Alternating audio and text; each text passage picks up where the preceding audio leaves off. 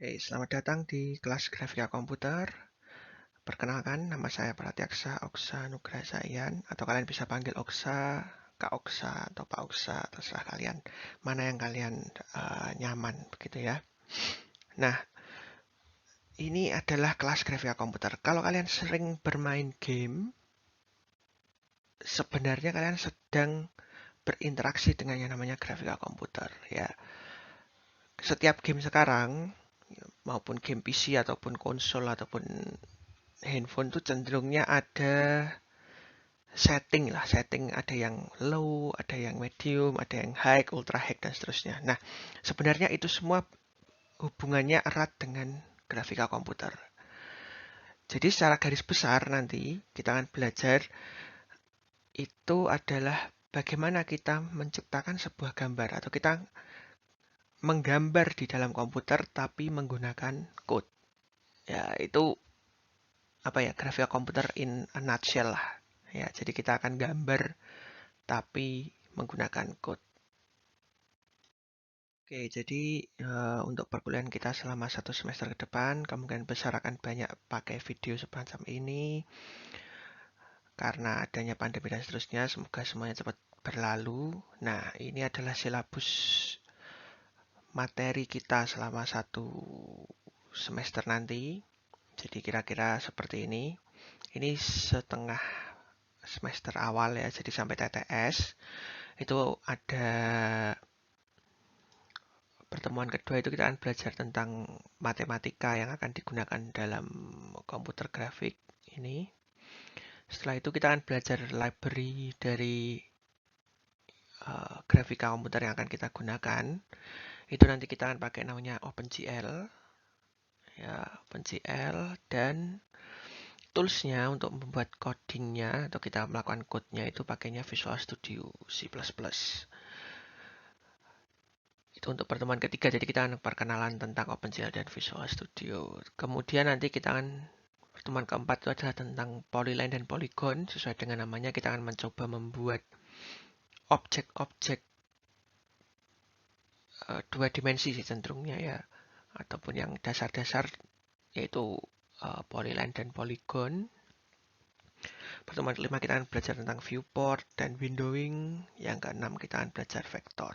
Nah, setelah itu kita akan masuk ke dalam TTS. Setelah TTS, itu pertemuannya akan semakin banyak lagi seperti ini ya. Jadi pertemuan ke-8 nanti kita berbicara tentang perpotongan garis dan clipping ya. Kemudian perpotongan garis itu ya ada 2 buah garis, kemudian nanti perpotongan di titik tertentu, nanti kita cari titik potongnya dan seterusnya kayak gitu.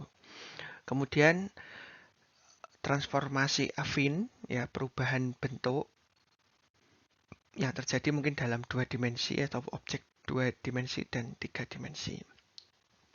Pertemuan 10 kita akan memodelkan menggunakan polygonal mesh. Jadi nanti kita melihat sebuah objek, kita drop down ya, dia bentuknya itu kita potong-potong lah jadi seperti apa gitu.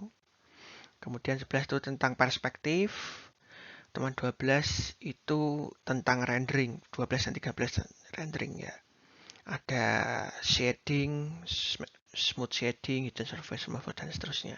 Ya, itu kemudian 13 itu rendering, dan renderingnya itu dalam tekstur dan ada namanya bayangan. Cuman pertemuan 13 ini nanti tekstur dan bayangan ini tergantung ya nanti waktunya cukup atau enggak, karena ini agak repot ya tekstur dan bayangan. Cuman nanti diusahakan sampai ke bagian sini.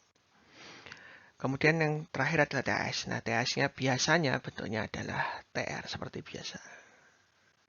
Nah, kemudian untuk penilaian kira-kira seperti ini. Jadi yang bagian atas ini penilaian dari dosen. Ya, jadi nanti tugas-tugasnya itu bobotnya 40%, kemudian TTS itu bobotnya 30%, kemudian TAS itu bobotnya 30%. Ya, jadi kalau di total semua ini 100%. Nah, karena nanti juga ada kelas asisten, sehingga nilainya akan dibagi 2 juga dengan porsi yang berbeda, tetapi dosen itu 70% bobotnya, kemudian yang untuk asisten itu ada 30%. Kemudian untuk range nilai, kalau nilainya total di atas 85 atau 85 ke atas itu nilainya A, kalau 80 itu AB, 75 B, dan seterusnya. Seperti ini ya. Pokoknya nilainya kalau di bawah 35 atau 35 ke bawah itu pasti nilainya E. Gitu. Jadi seperti biasa kalau di kelasku aku selalu bilang cukup lihat yang ini aja. Ya, cukup lihat yang ini aja. Nggak perlu lihat yang lainnya. Yang ini nggak usah dilihat. Ya, cukup lihat yang paling atas saja. Kalian pikirkan bagaimana caranya bisa mendapatkan nilai di atas 85. Gitu. Untuk peraturan tidak berbeda jauh dari kelas-kelasku sebelumnya, tidak masuk kelas atau bolos, nilai itu akan otomatis E. Ya, kalau lebih dari 3 kali. Jadi kalau bolos kuotanya cuma 3 kali, lebih dari itu nilainya otomatis E. Nah, karena bentuknya online ini berarti nanti absensinya sedikit berbeda, nggak seperti biasanya tanda tangan, tapi ini agak dirubah lah ya bentuk absennya. Nanti akan aku coba cari caranya bagaimana bisa melalui kuis ataupun bisa melalui diskusi dan seterusnya. Bagaimana menunjukkan bahwa kalian benar-benar hadir pada saat kuliah. Oke, kemudian peraturan berikutnya adalah tidak ada susulan TTS maupun TAS. Ya, tidak ada susulan. Jadi kalau kalian kesiangan bangun atau tidak datang atau apapun alasannya tidak akan saya berikan susulan. Kecuali kalian bisa menunjukkan dengan surat ataupun bukti yang sah gitu ya. Jadi kalau misalkan sakit ya berarti ada surat dokter. Kalau misalkan dapat tugas dari fakultas untuk pergi, kalian punya surat sahnya gitu. Baru nanti akan ada susulan TTS maupun TAS ataupun TR itu tadi, responsi TR. Kemudian, nah yang ketiga itu tidak ada perbaikan nilai tugas TTS maupun TS di akhir semester. Jadi nilai kalian kalau sudah aku kasih transparansinya itu sudah final, nggak akan bisa berubah.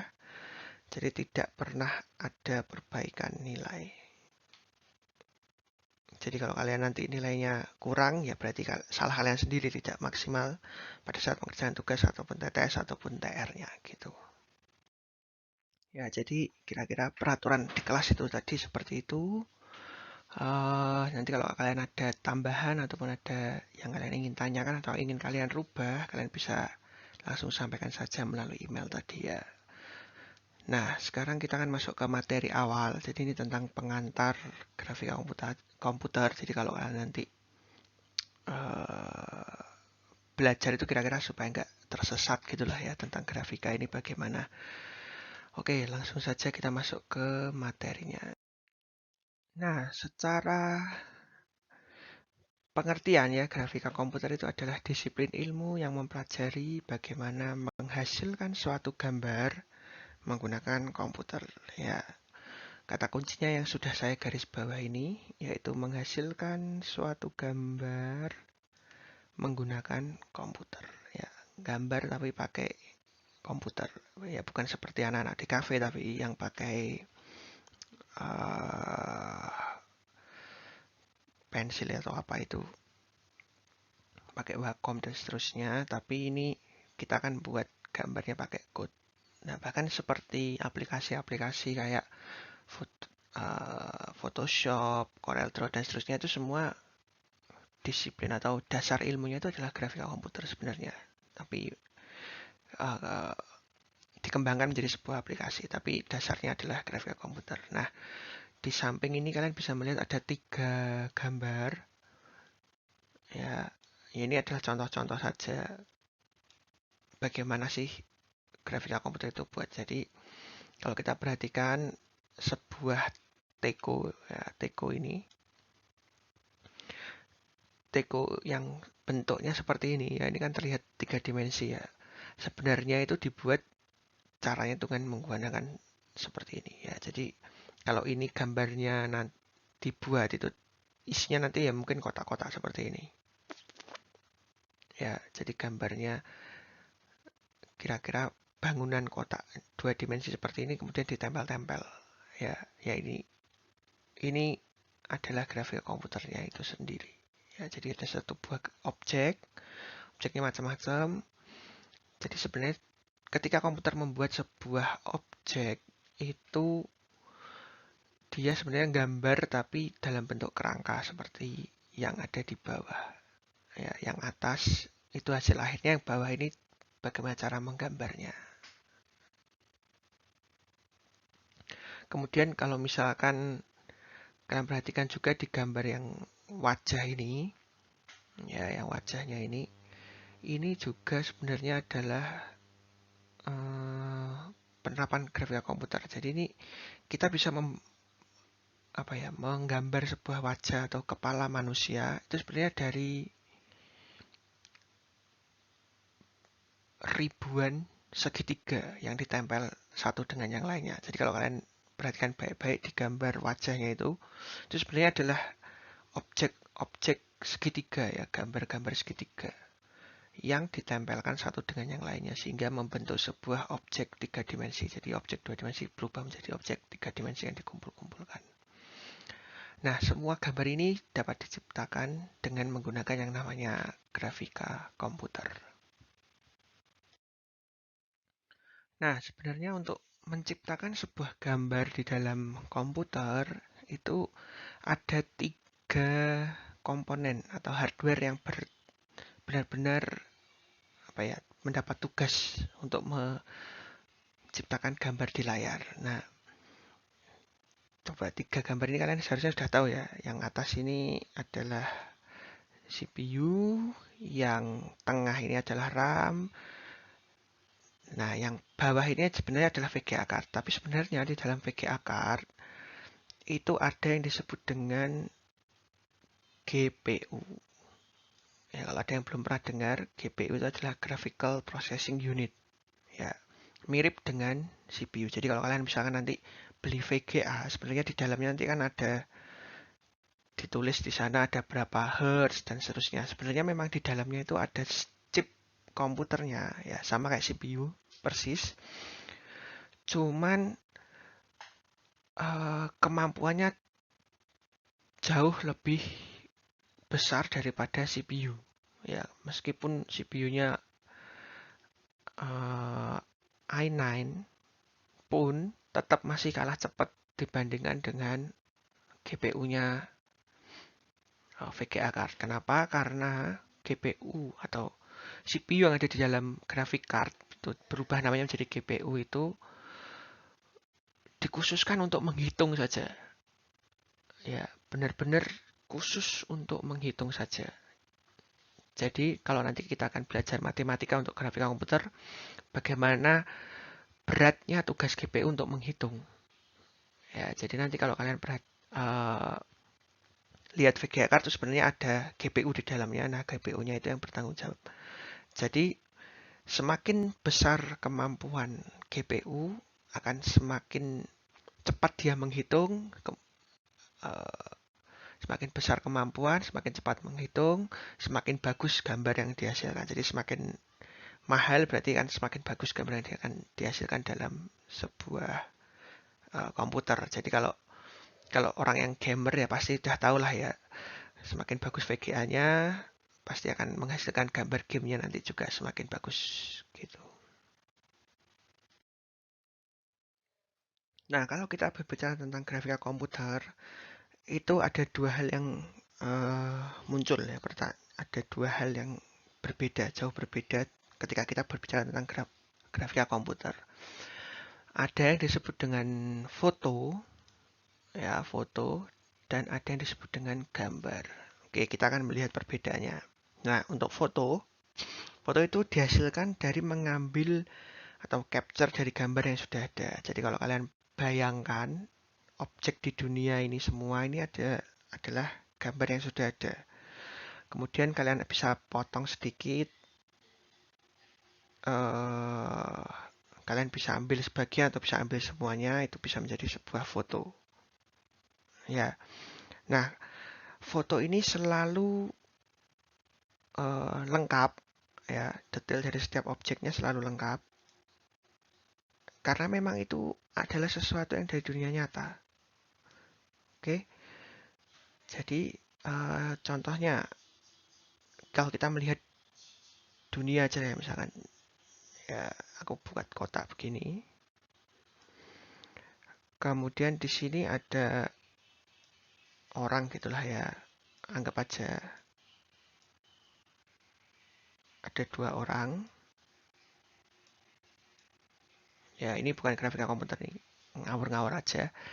Nah, ini apa yang mata kita lihat. Ya, jadi ceritanya ini di dunia nyata nih, di dunia nyata, dunia yang sebenarnya. Ini adalah mata, apa yang dilihat mata kita. Nah, foto itu adalah gambar yang diambil dari objek yang sudah ada di dunia nyata. Jadi bisa aja kita ambil foto itu cuman sekian. Ya. Jadi yang sebelah kiri ini adalah fotonya. Nah, detail dari foto ini pasti akan komplit atau persis sama dengan apa yang ada di dunia nyata. Katakanlah orangnya ini punya jerawat, ya pasti akan kelihatan jerawatnya. Karena sama, persis. Rambutnya posisinya mungkin agak miring atau sebagiannya itu juga akan persis. Karena ini memang objek real. Nah, itu foto. Yang kita akan buat di dalam grafika komputer itu berbeda. Itu adalah gambar.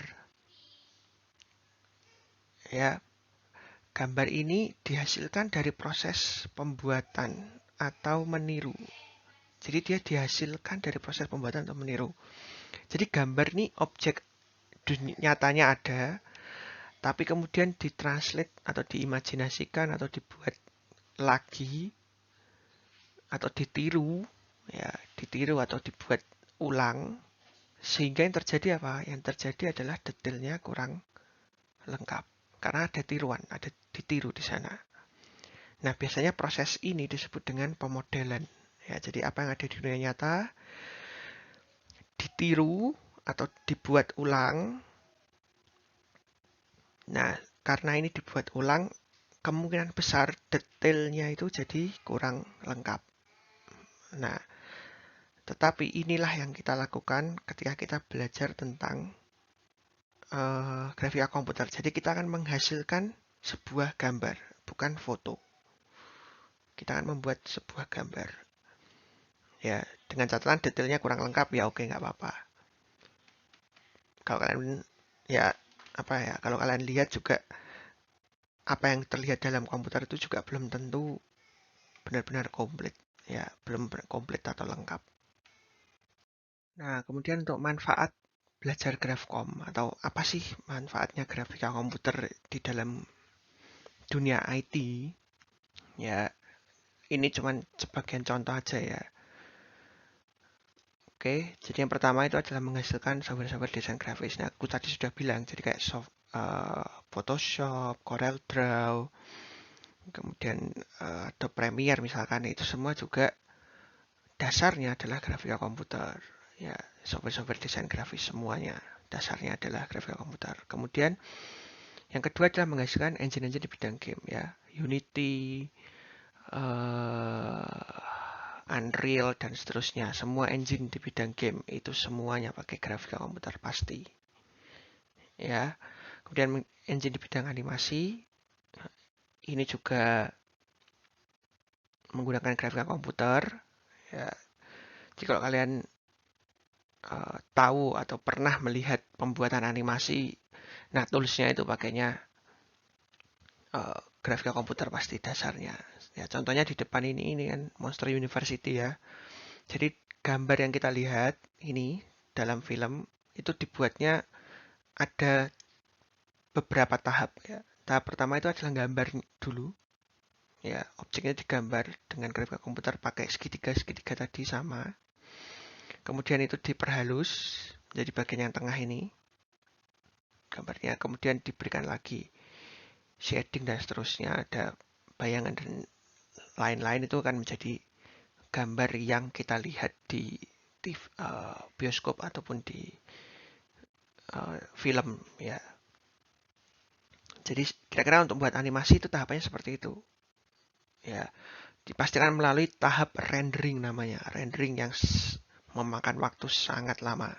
Ya, bayangkan aja bagaimana gambar itu dirubah dari yang bentuknya seperti yang di bawah ini, ya kayak kerangka, wireframe kalau biasa disebutnya wireframe, itu dirubah menjadi bentuk yang halus seperti ini, yang di atas ini gitu. Ya, setelah tahap rendering namanya. Nanti kita akan belajar lebih lanjut. Namanya rendering pipeline, itu adalah urutan bagaimana proses rendering itu berjalan. Nah, kemudian yang terakhir manfaat dari GraphCom itu adalah image processing ya. Bagaimana kita merubah image ya, kayak apa ya, pendeteksi wajah, kemudian steganografi, perbaikan image ya, ada foto rusak bisa diperbaiki. Nah, itu semuanya pakai grafika komputer. Untuk saat ini library di dalam grafika komputer itu ada dua sebenarnya ya, yang saat ini masih dipakai dan belum nambah juga, jadi masih cuma dua ini aja, yaitu OpenGL dan DirectX. Jadi cuma dua ini aja, ada OpenGL namanya dan ada yang namanya DirectX, ada dua. Kemudian kenapa yang DirectX ini aku coret, karena ini tidak akan kita pelajari ya, meskipun konsep dasarnya sama, tapi mungkin cara code-nya beda. Nah, perbedaan dari OpenGL dan DirectX ini bisa jalan hanya di perangkat-perangkat Windows saja, yang OS-nya Windows, ya Windows Phone, Windows Universal, Windows OS dan seterusnya, pokoknya Windows saja, ya. Kemudian kalau OpenGL ini yang di semua platform bisa jalan, Linux, Android, Apple atau Mac OS, Windows, semua bisa menjalankan OpenGL. Jadi ini yang lebih umum, yang lebih utama. Dan ini sifatnya open source, jadi kita semua bisa pakai library OpenGL ini. Sehingga untuk mata kuliah grafika komputer ini kita akan pakai OpenGL-nya ini. Ya, yang DirectX ini enggak kita pelajari ya, jadi ya sudah, biarkan saja. Jadi kalau ini cuma pengetahuan aja, kalau ada yang namanya DirectX ini sama-sama library untuk menciptakan gambar atau grafika komputer tadi. Kemudian toolsnya yang akan kita gunakan itu Visual Studio 2019 C++. Ya, di kelas nanti ataupun saya nanti akan mencontohkan pakai Visual Studio 2019. Ya, kemudian pilih yang C++. Ya, jadi ketika install nanti pilih yang C++. Oke, kemudian OpenGL-nya itu nanti kalau bisa cari versi yang baru, ya versi 2.0 ke atas. Atau kalau kalian misalkan install Visual Studio, biasanya sudah ada library-nya ini, OpenGL-nya. Ya, kenapa yang 2.0? Karena di 2.0 ini akan support yang namanya GLSL. Ya, GLSL ini adalah singkatan dari GL, OpenGL, maksudnya GL, S itu shading atau shader, L itu language, ya ada bahasa baru. Ya, GL itu OpenGL, S itu shading atau shader, L itu language. Nah, nanti kita akan pakai satu library lagi, ya nanti mungkin pakai GLFW atau GLUT, GLUT. Intinya ini adalah apa ya, wadahnya. Ya, jadi kalau kalian bayangkan akuarium, GLFW atau GLUT ini adalah kacanya itu, ya kacanya yang mengelilingi akuarium. Kemudian OpenGL ini adalah air dan ikannya di dalam. Jadi analoginya kira-kira seperti itu. Jadi kalau GLFW atau GLUT itu adalah wadahnya. Ya kalau di Windows ya berarti itu adalah Windows-nya. Dan OpenGL-nya itu adalah air dan ikan yang ada di dalam beserta batu-batuan dan semuanya itu adalah OpenGL-nya. Jadi nanti kita akan belajar dengan tools ini, ya Visual Studio plus OpenGL. Ya, sekian materi yang sudah saya sampaikan. Kalaupun masih belum jelas atau masih ada yang kalian mau tanyakan, silahkan hubungi saya melalui email. Nanti akan coba saya jawab. Atau mungkin nanti ada waktu khusus gitu ya, kita akan live streaming terkait grafika komputer ini ya. Jadi kelasnya mungkin nanti ada yang dalam bentuk video, ada yang dalam bentuk live streaming. Nanti kan ya saksikan aja terus di pengumuman, ya bisa di Google Classroom atau di Flearn nanti. Itu jam-jam akan ada Q&A lah, kasarnya kayak Q&A gitu tentang materi kuliah ini. Sekian dan terima kasih.